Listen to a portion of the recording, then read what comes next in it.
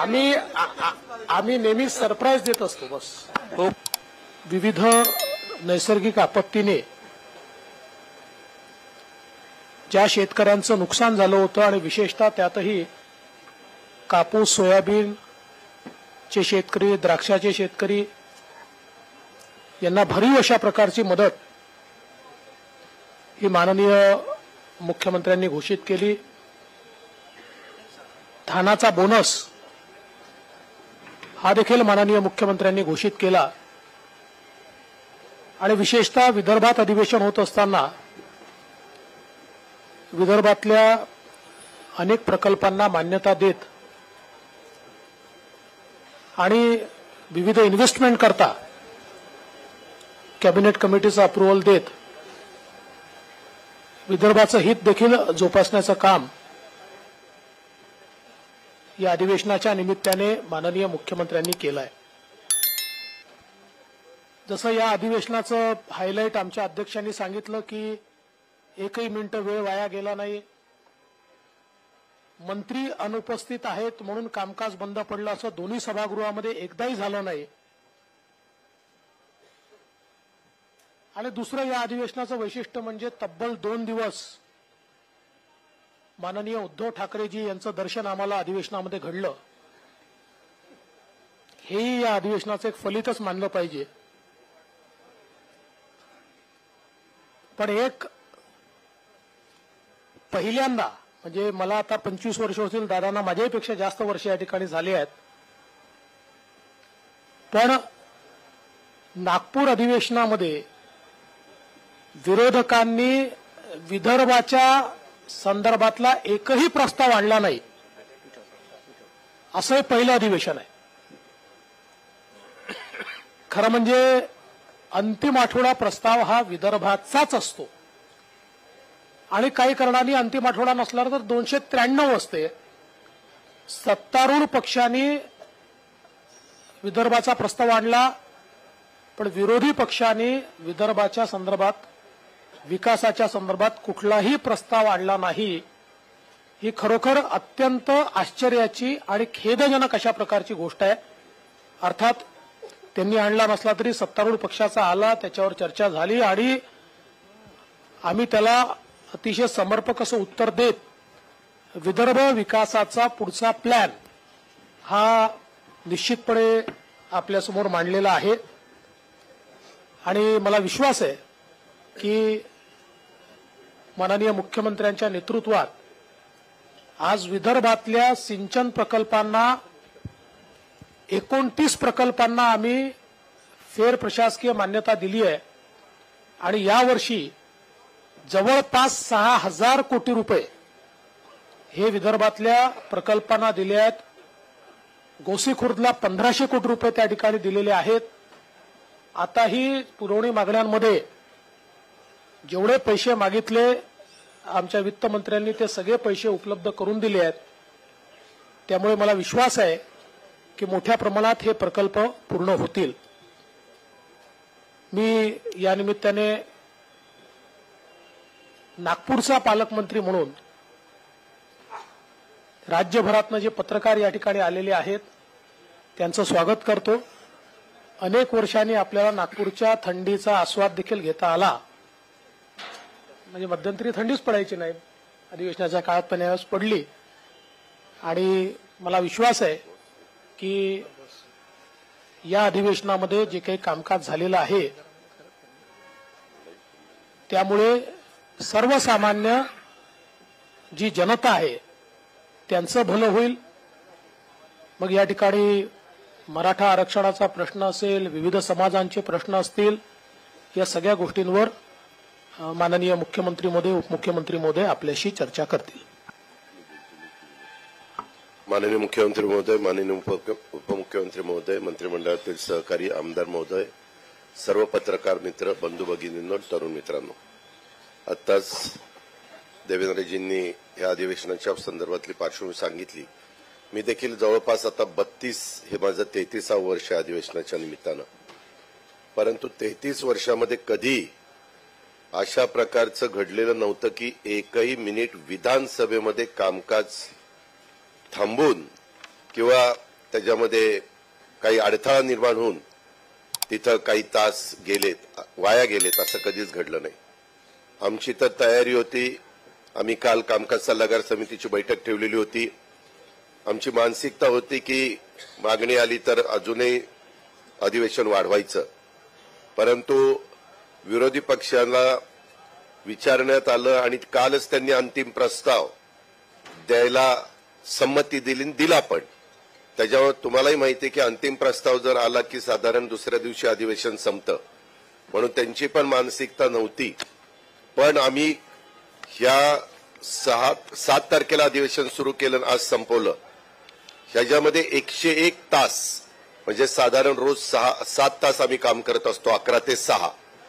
101 तास म्हणजे जवळपास 15 दिवस आमचं कामकाज झालं, म्हणजे क्लिअर 5 आठवडे आम्ही कामकाज केलं. कारण अनेकदा रात्री 12, 1, 2 वाजेपर्यंत या महत्वाचे विषय जे राज्यामध्ये चालू आहेत, मराठा आरक्षण असेल, ओबीसींच्या संदर्भातली त्यांच्या जे काही भूमिका आहे त्याबद्दल राज्य सरकारचं काय मत आहे ते असेल, किंवा इतर कांदा असेल, सोयाबीन असेल, कापूस असेल, धान असेल, ह्या सगळ्या प्रश्नाच्या संदर्भात जी काही चर्चा केली गेली त्या चर्चेला सगळीकडे व्यवस्थितपणे दोन्ही सभागृहामध्ये उत्तर देण्याचं काम राज्य सरकारकडनं झालेलं आपण सगळ्यांनी पाहिलं.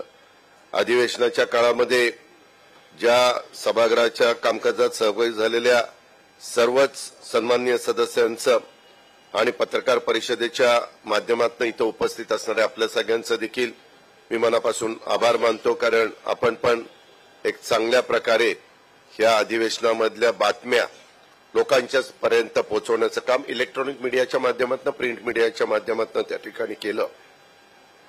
आणि त्याच्यामुळं तुमचंही सर्वांचं मी मनापासून आभार मानू इच्छितो.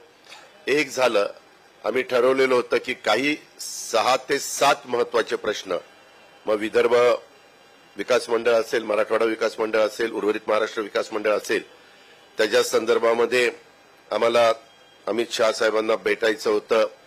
त्यांनी तसं आम्हाला भोपाळला सांगितलेलं होतं या, परंतु उद्या एक त्यांचं बिल आहे, ते बिल झाल्यानंतर मी तुम्हाला बोलून घेतो. आणि 5-6 प्रश्न, इथेनॉलचा प्रश्न आहे, दुधाची पावडर एक्सपोर्ट करण्याच्या करता काही केंद्र सरकारची मदत घेता येते का, हा एक प्रश्न आहे. आणि साधारण शेतकऱ्यांचं लक्ष ज्याच्याकडे असतं त्या सगळ्या बाबतीत, जसा उल्लेख देवेंद्रजींनी केला, धानाच्या बाबतीमध्ये बोनस चांगल्या पद्धतीनं देण्याचं काम ह्या सरकारने केलं, 15,000च्या ऐवजी 20,000. तसंच दुधाच्या बद्दल आज निर्णय 5 रुपये प्रति लिटर हे शेतकऱ्यांना आणि डायरेक्ट शेतकऱ्यांच्या अकाउंटला डीबीटीला टाकायचा निर्णय राज्य सरकारने घेतला. आणि त्याच्यातून दूध उत्पादक शेतकऱ्यांना पण दिलासा देण्याचा प्रयत्न सरकारने केलेला आहे. आणि स्वतः मुख्यमंत्र्यांनी ज्यावेळेस सरकारच्या वतीनं पॅकेज जाहीर केलं तर ते 44,000 कोटीचं पॅकेज हे त्या ठिकाणी जाहीर करण्यात आलेलं आहे. आता विरोधकांना काही मुद्दा नव्हता म्हणून टिप्पणी करण्याचा प्रयत्न त्यांनी केला, परंतु त्याच्यामध्ये कुठेही अशी एक वाक्यता दिसत नव्हती.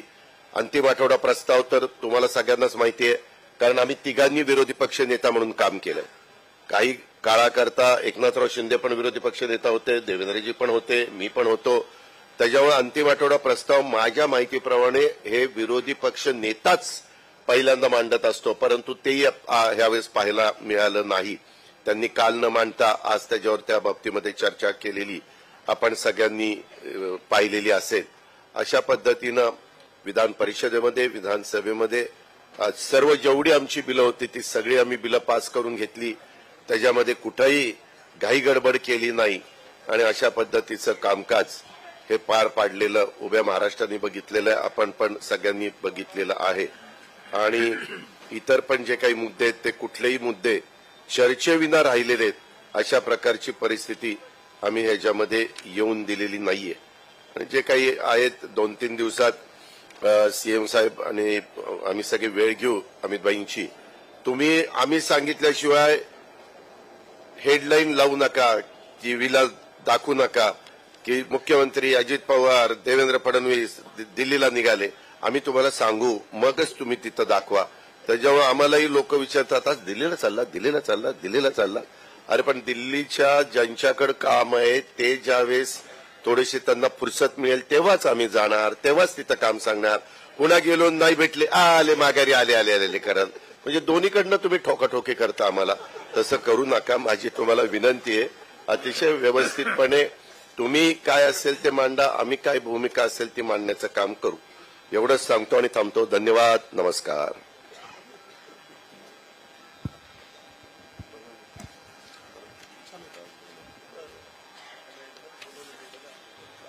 राज्य विधिमंडळाचं हिवाळी अधिवेशन आज संपन्न झालेलं आहे. पत्रकार परिषदेमध्ये उपस्थित सन्माननीय उपमुख्यमंत्री देवेंद्र फडणवीसजी, उपमुख्यमंत्री अजितदादा आणि आमचे सहकारी मंत्री आणि सर्व पत्रकार मित्रांनो, मी आपलं मनापासून स्वागत करतो. मनापासून आपल्याला सगळ्यांना धन्यवाद देतो की हे आमचं महायुती सरकारचं दुसरं हिवाळी अधिवेशन आहे आणि एकंदरीत 14 दिवसाचा कालावधी, त्यापैकी सुट्ट्या सोडून 10 दिवसाचं कामकाज झालं आणि अधिवेशनामध्ये एकंदर नवीन 17 विधेयक मांडण्यात आली, त्यापैकी 12 मंजूर झाली. महत्वाचं विधेयक म्हणजे आपलं लोकायुक्त विधेयक मंजूर झालं. गेल्या वर्षी हिवाळी अधिवेशनातच हे विधेयक विधानसभेत मंजूर झालं होतं, परंतु तब्बल वर्षभरानंतर ते विधान परिषद मंजूर करण्यात आलं. यामध्ये सगळ्यात महत्वाचं म्हणजे भ्रष्टाचार विरोधी कायद्याचा समावेश असलेलं हे महत्वाचं विधेयक या अधिवेशनात मंजूर केलं. याशिवाय महाराष्ट्र वस्तू सेवा कर, चिटफंड सुधारणा, कॅसिनो निरसन अशी अनेक विधेयकं मंजूर झालेली आहेत. मी विधानसभेचे अध्यक्ष राहुल नार्वेकरजी यांना देखील धन्यवाद देतो, त्यांचं मनापासून अभिनंदन करतो, कारण त्यांनी एकाच वेळेस 2 जबाबदाऱ्या यावेळेस पार पाडल्या. सुनावण्या पण होत्या आणि अधिवेशनही होतं. आमदारांच्या सुनावण्या देखील त्यांनी अधिवेशन कालावधीमध्ये घेतलं आणि त्याचबरोबर सभागृह देखील चाललं. मगाशी दोन्ही उपमुख्यमंत्री महोदयांनी सांगितलं की एकही मिनिट वाया न घालवता हे दोन्ही सभागृहाचं कामकाज सुरळीतपणे झालं. त्यासाठी विधान परिषदेच्या उपसभापती नीलमताई गोरे यांनाही मी धन्यवाद देतो. आणि खरं म्हणजे अधिवेशनामध्ये विदर्भाची चर्चा प्रामुख्याने विरोधी पक्षाने घेणं आवश्यक असतं. सत्ताधारी पक्षाने घेतली, त्याच्यावर चर्चाही झाली आणि देवेंद्रजींनी त्याला अतिशय समर्पक उत्तरही दिलं. आणि ते खालच्या सभागृहामध्ये जेव्हा त्यांना कळलं की आपल्याकडून चूक झाली आहे, तेव्हा त्यांनी वॉकआउट केला आणि सत्ताधारी पक्षावर खापर फोडण्याचा केविलवाना प्रयत्न केला. खरं म्हणजे त्यांचं त्याच्यातून विदर्भावरचं बेगडी प्रेम दिसून आलं. काय म्हणतो आपण ते मगरमच्छ के असू. पण ते गेल्यानंतर विदर्भासाठी घेतलेले सरकारने महत्वाचे निर्णय मी पूर्ण सभागृहाला अवगत केले. विदर्भासाठी आपण जे काही निर्णय घेतले ते सर्व मी खालच्या सभागृहामध्ये मांडले, त्याची माहिती दिली. वरच्या सभागृहात देवेंद्रजींनी त्याला उत्तर दिलं आणि निर्णय देखील काय काय घेतले त्याची माहिती दिली. आणि म्हणून मी सुरुवातीलाच पहिल्या पत्रकार परिषदेत म्हटलं होतं की विरोधी पक्ष एक खरं म्हणजे कॉन्फिडन्स नसलेला आणि अवसान गळालेला विरोधी पक्ष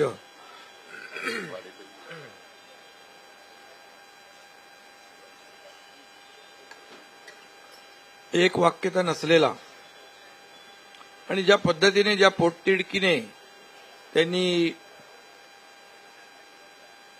या अधिवेशनामध्ये जनतेच्या हिताचे प्रश्न मांडणं आवश्यक होतं प्रामुख्याने विदर्भावर फोकस करून, कारण विदर्भाला या अधिवेशनामधून एक अपेक्षा असते, परंतु त्यामध्ये त्यांना ते महत्वाचं वाटलं नसेल आणि ते जाऊ द्या, पण सरकारला विदर्भाचं महत्व आहे.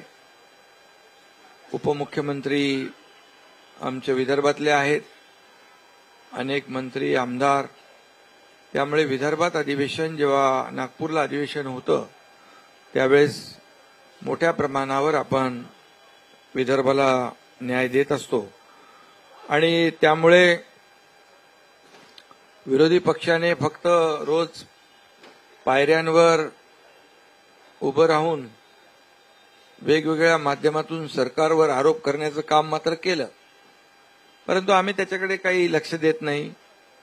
सरकारी सत्ताधारी पक्षाने त्याच्याकडे दुर्लक्ष आम्ही नेहमी करतो. आम्ही त्यांना कामाने उत्तर देतो, कामातून आणि निर्णय घेऊन सरकार आमचं उत्तर देतं आणि त्याप्रमाणे सभागृहामध्ये अपेक्षेप्रमाणे अवकाळी पाऊस, दुष्काळ, शेतकऱ्यांचे प्रश्न यावर व्यवस्थित चर्चा झाली आणि अधिवेशन असताना देखील मला वाटतं आपण एका मतदारसंघात आशिषच्या जयस्वालच्या मतदारसंघात रामटेकमध्ये देखील आम्ही दोघं गेलो आणि तिथल्या पिकांचं झालेलं नुकसान पाहिलं.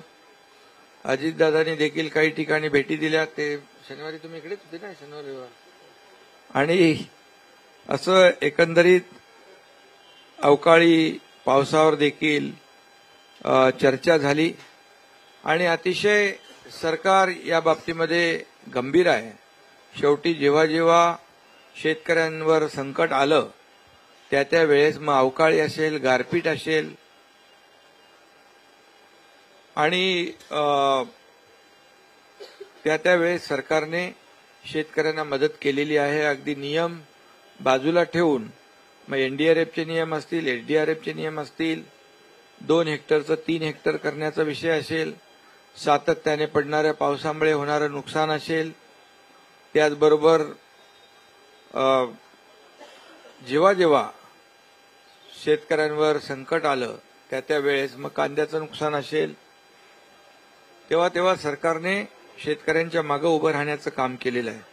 आणि म्हणून मी माझ्या उत्तरामध्ये देखील आतापर्यंत केव्हाही जेवढी मदत झाली नाही शेतकऱ्यांना तेवढी मदत अतिशय ऐतिहासिक अशी 44,000 कोटींची मदत गेल्या आवाज येत नाही गेल्या 1.5 वर्षामध्ये आम्ही आमच्या सरकारने केलेली आहे. 44,000 कोटींची. हे बंद आहे का? चालू केलं त्याच्यावरच बोला तुम्ही. अच्छा, तसंच बोला. ओके.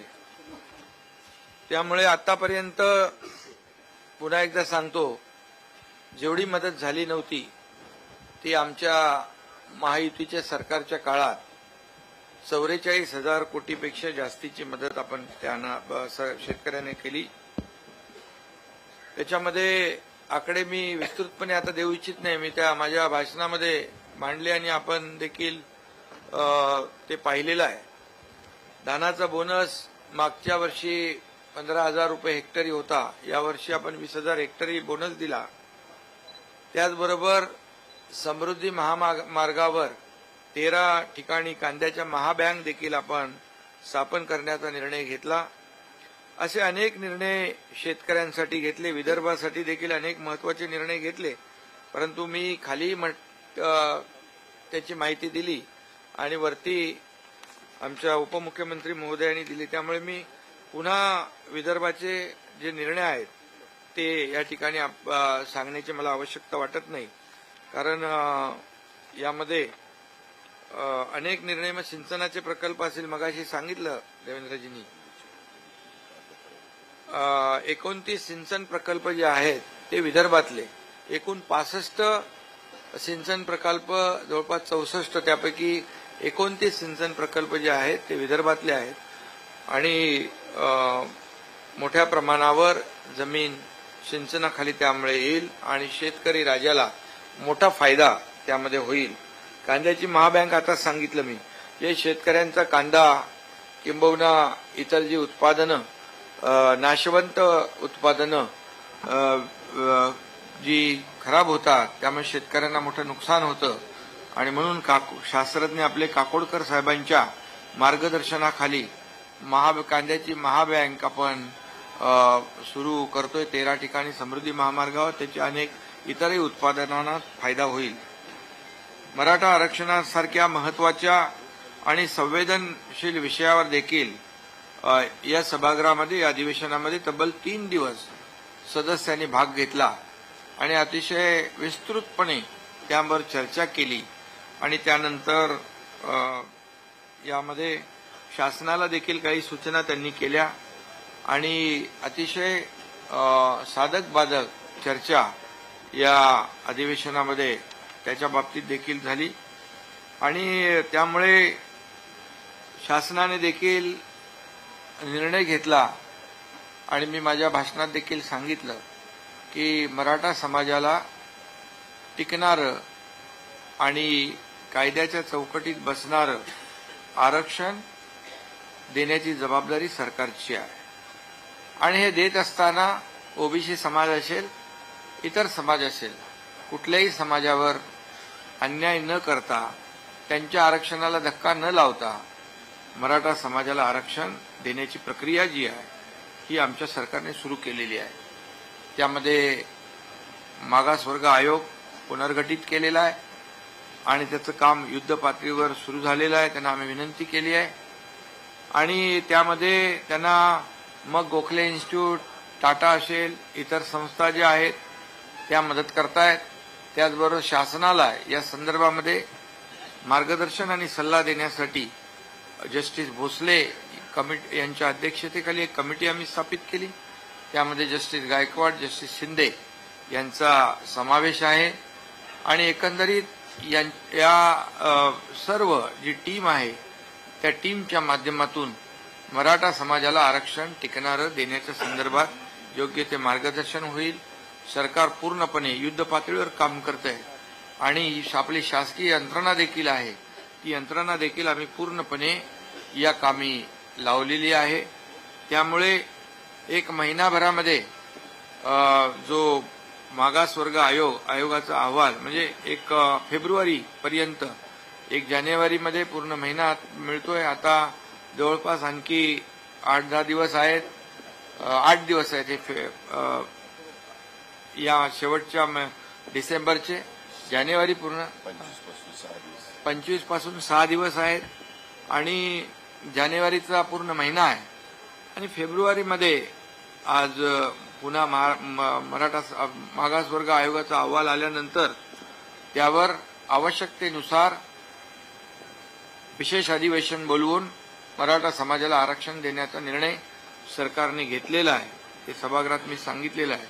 सुदैवाने क्युरेटिव्ह पिटिशन जी आहे ती देखील सुप्रीम कोर्टामध्ये जी आम्ही फाईल केलेली आहे त्यावर देखील एक विंडो ओपन झाली आहे आणि त्यामध्ये देखील लिस्टिंग करून प्रोसेसमध्ये ती ऐकण्याची एक अशी आशा निर्माण झालेली आहे आणि त्यामुळे देखील जर आपल्या ओपन कोर्टामध्ये ती बाजू मांडण्याची संधी मिळाली तर त्याच्यामध्ये देखील मराठा समाजासाठी खूप मोठा फायदा आहे.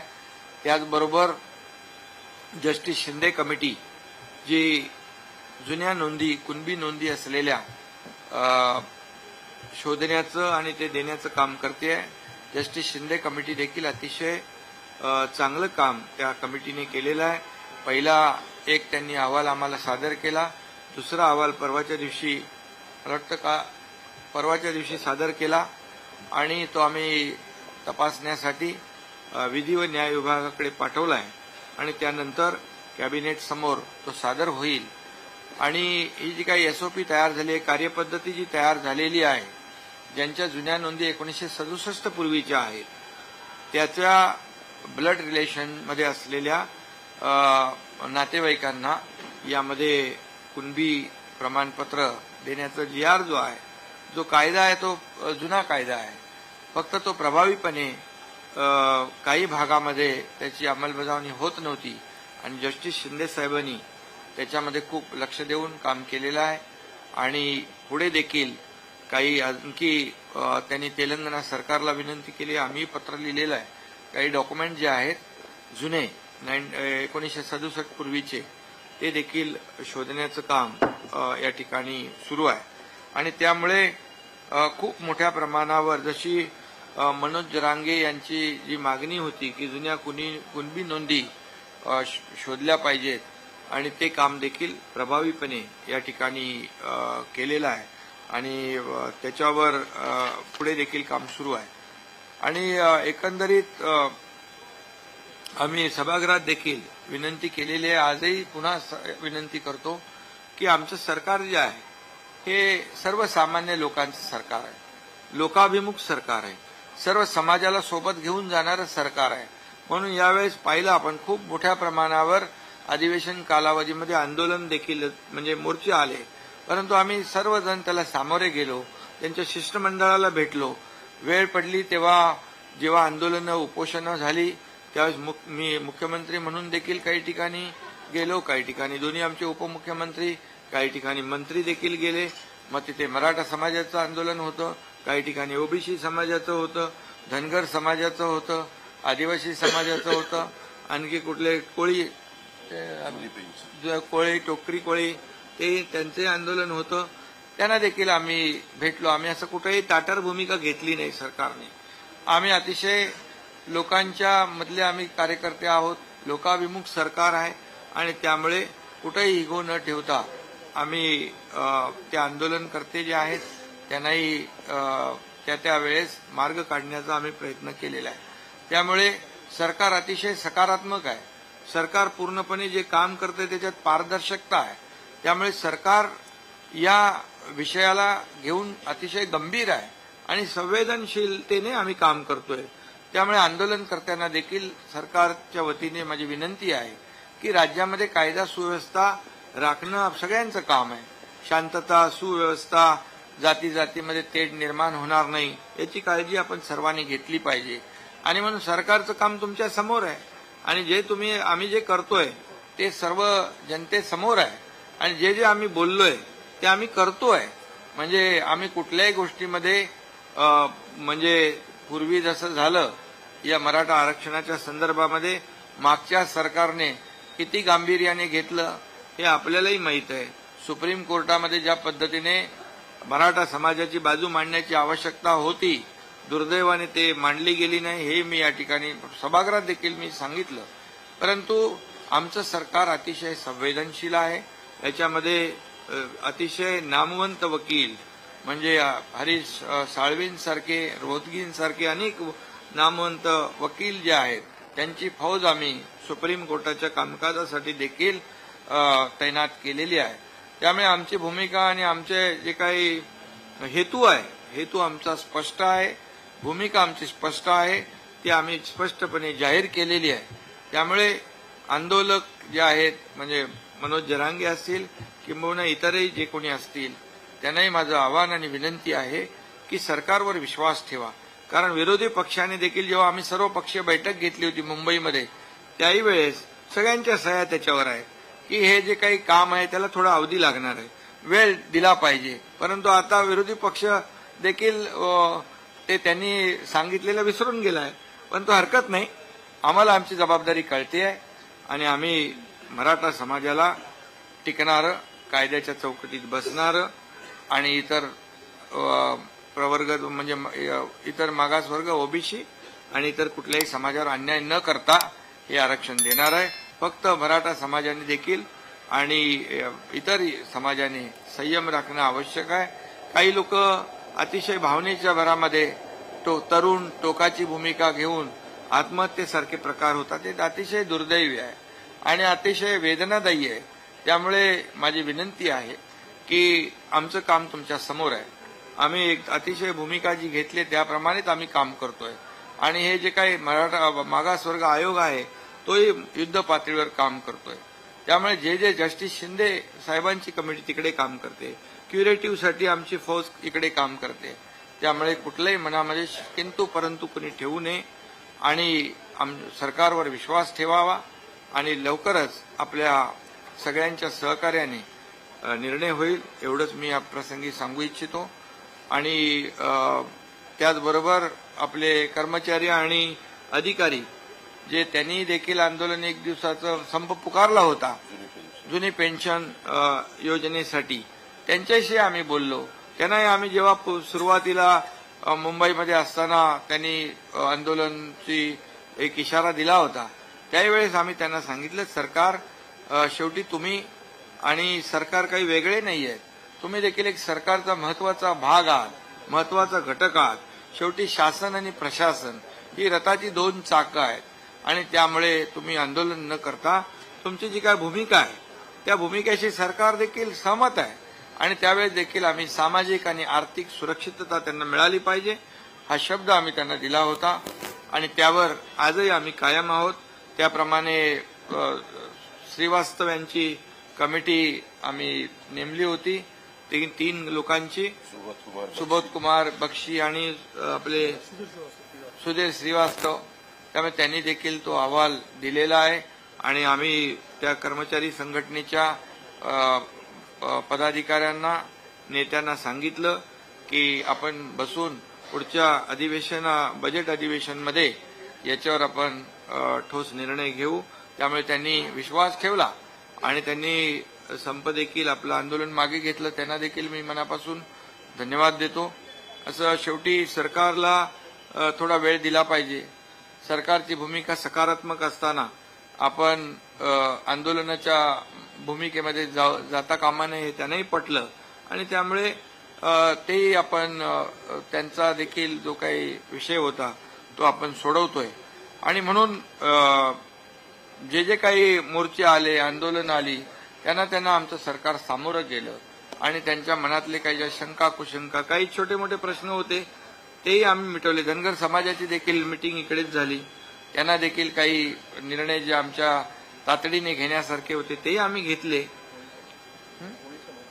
कोळी समाज होता त्यांनाही देखील आम्ही न्याय म्हणजे ते जे काही त्यांचे विषय होते एक कमिटी गठीत करायची होती ती देखील आपण गठीत केलेली आहे. आदिवासींच्या बाबतीमध्ये देखील आम्ही अतिशय संवेदनशील आहोत. कुठल्याही समाजावर अन्याय करण्याची भूमिका बिलकुल सरकारची नाही, कारण हे सर्व समाजाला सोबत घेऊन पुढे जाणारं सरकार आहे. त्यामुळे याच्यामध्ये मी सगळ्यांना धन्यवाद देईन की सरकारवर विश्वास ठेवून आपण निर्णय घेतले, त्याबद्दल मी आमच्या सरकारच्या वतीने आभार व्यक्त करतो. या अधिवेशनात देखील 55,520 कोटी 77 लाख रुपयांच्या पुरवणी मागण्या मंजूर करण्यात आलेल्या आहेत. परंतु प्रत्यक्ष निव्वळ भार हा 48,384 कोटी 66 लाख रुपये एवढाच असणार आहे. पायाभूत सुविधा उभारणे, विविध विकास कामं यावर पूर्ण खर्च करण्यात येईल. वाढलेली महसुली व राजकोषीय तूट कमी करण्यासाठी उत्पन्न कसं वाढेल आणि खर्चावर कसं नियंत्रण ठेवता येईल ते देखील आमचं सरकार प्रयत्न करते. महाराष्ट्र विधान परिषदेच्या शतक महोत्सवी विशेष चर्चासत्राचं देखील आयोजन झालं. इथल्या ज्येष्ठ पत्रकारांचाही त्याच्यामध्ये सन्मान झाला. राष्ट्रकुल संसदीय सुवर्ण महोत्सवी अभ्यास वर्ग देखील पार पडला. आणि जे काही आपलं कार्यक्रमामध्ये होतं ते सर्व सोपस्कार आणि जी काही जो कार्यक्रम होता तो पूर्ण करण्याचं काम या अधिवेशनामध्ये सरकारने केलेलं आहे.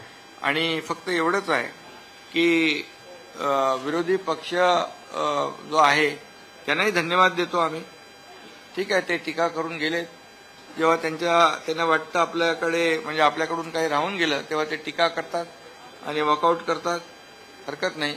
परंतु त्यांनी देखील या अधिवेशनामध्ये सभागृहामध्ये बसून सहकार्य केलं. काही प्रश्नांवर, काही मुद्द्यांवर, काही विषयांवर चर्चा केली. चर्चेला आमच्या मंत्री महोदयांनी उत्तरही दिली आणि एक अधिवेशन जे आहे हे एक सकारात्मक आणि जनतेच्या हिताचे अनेक चांगले निर्णय घेणारं ठरलं. याबद्दल मी माझे दोन्ही सहकारी उपमुख्यमंत्री, आमचे मंत्रिमंडळातले सर्व सहकारी, आमचे सर्व महायुतीचे आमदार या सगळ्यांना मनापासून धन्यवाद देतो. आणि तुम्ही पत्रकारांनाही धन्यवाद देतो. तुम्ही सर्व बातम्या ज्या आहेत त्या सर्व वेळोवेळी सकारात्मक पॉझिटिव्ह दिल्या. अध्यक्षांना पुन्हा एकदा धन्यवाद आणि उपसभापती आमच्या विधान परिषदेच्या नीलमताई गोरे यांनाही मनापासून धन्यवाद देतो. अहवाल सादर करायचा दुसरं तुम्ही जरांगे पाटलांना विनंती करणार आहे का की आंदोलन करू नये 24 पासून म्हणून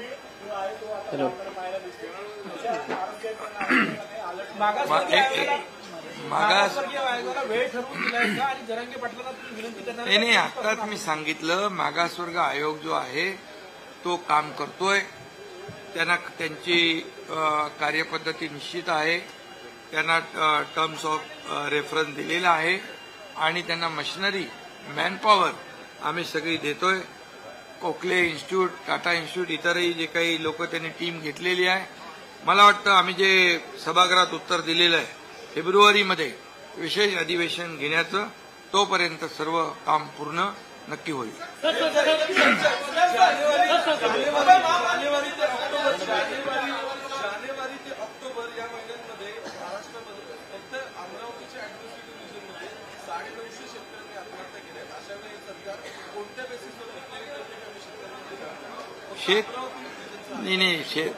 आत्महत्या करणं हे आमच्यासाठी अतिशय दुर्दैवी आहे. सरकारला भूषणावं नाहीये आणि म्हणून जे आज आम्ही शेतकऱ्यांसाठी केंद्र सरकारने 6,000 रुपये मोदी सरकारने जे वर्षाला जाहीर केले त्याच्यामध्ये आम्ही 6,000 रुपये राज्याचे घातले. शेतकऱ्यांना मदत होण्याच्या दृष्टीने 1 रुपयामध्ये पीक विमा योजना देणारा ऐतिहासिक निर्णय आम्ही घेतला.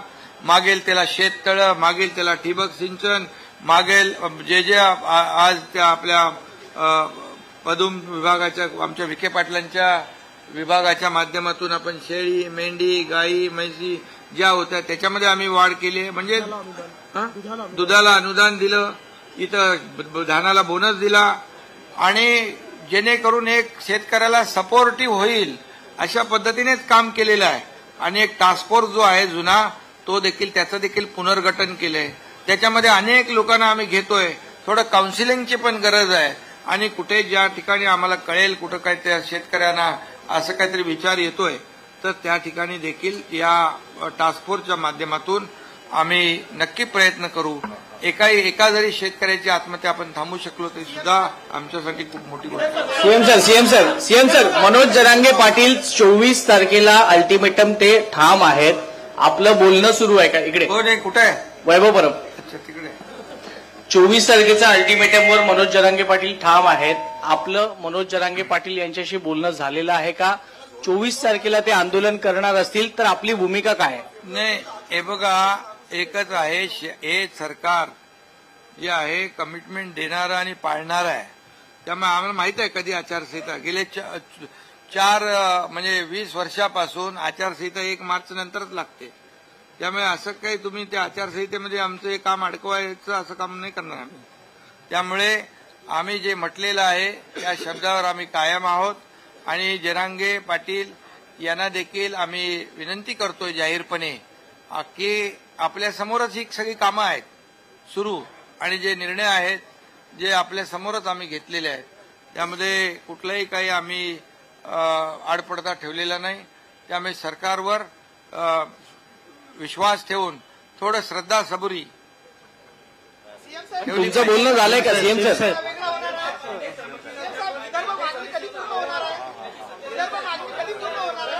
अरे बाबा, मुंबई महापालिकेचं मी तिकडे सभागृहात सांगितलं ना सगळं. कोविडमध्ये जे काही झालेलं आहे भ्रष्टाचार, इकडे माणसं मरत होती आणि तिकडे अशा प्रकारचा भ्रष्टाचार होत होता. 300 ग्रामची खिचडी 100 ग्रामची खिचडी 300 ग्रामच्या खिचडीच्या जागी 100 ग्रॅमची खिचडी देण्याचं पाप जे काही झालेलं आहे ते मी मगाशी बोललोय. बॉडी बॅगमध्ये झालंय, ऑक्सिजन प्लांटमध्ये त्याची चौकशी चालू आहे. त्या चौकशीमधूनच हे सगळं बाहेर आलेलं आहे.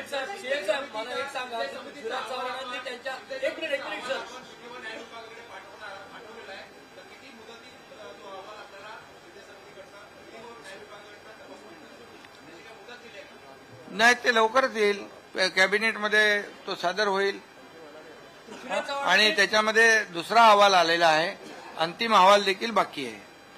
सीएम साहेब, पृथ्वीराज चव्हाणांनी त्यांच्या भाषणात सांगितलं का, आणि मला वाटतं बसून दादानी किंवा कोणीतरी त्यांना विचारलं की तुम्ही कुणबी सर्टिफिकेट घेणार आहे का, तर त्यांनी स्पष्ट नाही सांगितलं. तुम्ही आणि अजित दादा कुणबी सर्टिफिकेट घेणार आहे का? नाही. तुम्ही घेणार आहे का कुणबी? सीएम साहेब, महाराष्ट्राला कळावं म्हणून. मी आता मुख्यमंत्री नाही, ऐका. मुख्यमंत्री हा सर्व समाजाचा असतो, त्यामुळे मी माझी भूमिका स्पष्ट केलेली आहे. आणि जो दाखला माझ्याकडे आहे मराठा म्हणून, मला त्याच्यामध्ये तुम्हाला एक सांगायचं आहे की आम्हाला कुणबी सर्टिफिकेट मिळण्यापेक्षा मराठा समाजामध्ये गरीब वर्ग जो आहे त्यांना पहिल्यांदा कुणबी सर्टिफिकेट देण्याच्या करता हे शासन कटिबद्ध आहे. आर्थिक आरक्षण द्यावं का दादा? आर्थिक निकषावर द्यावं? नाही, त्याच्यामध्ये आता अभ्यास चालला ना बाबा. जरा सीएम अभ्यास करायला वेळ. साहेब, खूपच महत्वाचा प्रश्न आहे. तुम्ही लोकायुक्त कायदा पारित झाला म्हणतात, केंद्रामध्ये लोकपाल कायदा सुद्धा पारित झालेला आहे, परंतु अद्याप तिचा प्रमुख नाहीये, कायमस्वरूपी प्रमुख नाहीये आणि 8 सदस्यामध्ये 3 जागा रिक्त आहे. तर आपण जर आता कायदा पारित केलेला आहे तर समिती कायमस्वरूपी प्रमुख आणि समिती कधीपर्यंत गठीत होईल आणि पोलिसांच्या लाचलुचपत प्रतिबंधक कायद्याची कितपत ताळमेळ असेल त्याचा? कायदा पारित झाला आहे, ते विधेयक मंजूर झालेलं आहे. लवकरच आम्ही ते करू, पण ते धाडस आम्ही दाखवलं की मंजूर करण्याचं. नाही, आणि केंद्रामध्येही लोकपाल अपॉइंट झाले, त्यांची टर्म संपल्यामुळे आता दुसरे लोकपाल अपॉइंट होत आहेत. सगळ्या जागाही भरल्या होत्या, आता त्यातल्या 2 जणांची टर्म संपली आहे, त्यामुळे ती प्रोसेस चालू आहे. त्यामुळे केंद्रानेही लोकपाल कायद्यानुसार लोकपाल आणि त्यांचे जे बाकी जे लोक आहेत ज्युडिशियल मेंबर ते सगळे नेमले होते. आता 5 वर्ष पूर्ण झाले, त्यांच्या टर्म संपल्या, तर नवीन नेमणुका त्या ठिकाणी चालल्या आहेत. डीसीएम साहेब, आणखी एक प्रश्न आहे. डीसीएम साहेब, तुमची सरकार आल्याबरोबर विधिमंडळ समित्यांच्या कामकाजाला स्थगिती देण्यात आलेली आहे. जसं महानगरपालिकेच्या कामकाजावर पंचायत समिती असेल किंवा अंदाजपत्रक समिती आहे, लोकापरीक्षण, ही स्थगिती कधीपर्यंत उठवणार? आजच स्वतः विधानसभेचे अध्यक्ष राहुल नार्वेकर साहेबांच्याकडे सगळ्या राजकीय पक्षांना वेगवेगळ्या समितीमध्ये किती अध्यक्ष, तुम्ही पण दुपारी होता, किती अध्यक्ष, एकूण 29 समित्या आहेत, 29 अध्यक्ष आम्ही त्याच्यामध्ये नेमतोय आणि वेगवेगळ्या घटकाला वेगवेगळ्या राजकीय पक्षांना त्यांच्या संख्येच्या प्रमाणामध्ये तिथं अध्यक्षपद आणि सदस्यपद देतोय. ती सगळी यादी त्यांच्याकडे आज ते डिक्लेअर करणार होते, ते आता लवकरच डिक्लेअर करून काम सुरू होईल, काळजी करू नका. अजितदादा, शेवटचा प्रश्न. एक मिनिट, एक क्लॅरिफिकेशन. आमच्या सरकारने कुठलीही स्थगिती दिली नव्हती, ही स्थगिती उद्धव ठाकरेंनी दिली होती. देवेंद्र आज सुनावणी 16 पात्र आमदारांची सुनावणी संपलेली आहे. परमनंट सोल्युशन काही आहे का? शेतकऱ्यांच्या प्रश्नाला काही परमनंट सोल्युशन तुम्ही कारण दुष्काळ वारंवार येतो, प्रत्येक वर्षी तुम्हाला मदत जाहीर करावं लागते, काही परमनंट सोल्युशन बद्दल विचार करा. मोठ्या प्रमाणावर योजना त्यांच्यासाठी आम्ही केल्या आणि मला वाटतं की short term, mid term, long term, आता सिंचनाचे प्रकल्प, आज आम्ही त्यांच्यासाठी जे काही कायमस्वरूपी योजना आहेत या माध्यमातून शेतकरी कसा सक्षम होईल, स्वतःच्या पायावर कसा उभा राहील, या आणि या संपूर्ण बाबीवर आम्ही सरकारने काम केलंय. सर, एक माझा प्रश्न आहे सर, आपल्या क्षेत्रातलाच आहे. एक आंदोलन सुरू आहे उत्तर नागपुरामध्ये आणि ते आंदोलन आहे डॉक्टर बाबासाहेब आंबेडकर रुग्णालयाच्या विकासासंदर्भात. शासनाचं कौतुक करावं, 575 कोटी त्यांनी दिलेलं आहे, परंतु त्यांची मागणी अशी आहे की 1165 कोटी द्यायला हवं आणि तेव्हाच आम्ही आंदोलन मागे घेणार, असं त्यांचं म्हणणं आहे. तर थोडंसं म्हणजे ते आंदोलन शांत करण्यासाठी पहिल्यांदा तर राज्य सरकारने निर्णय हा अत्यंत महत्वाचा घेतला. उत्तर नागपूर सारख्या मागास भागामध्ये पीपीपीवर त्या ठिकाणी रुग्णालय करण्याचा निर्णय मागच्या सरकारने घेतला होता. पीपीपीवर आम्ही सांगितलं उत्तर नागपूर मागास भाग आहे,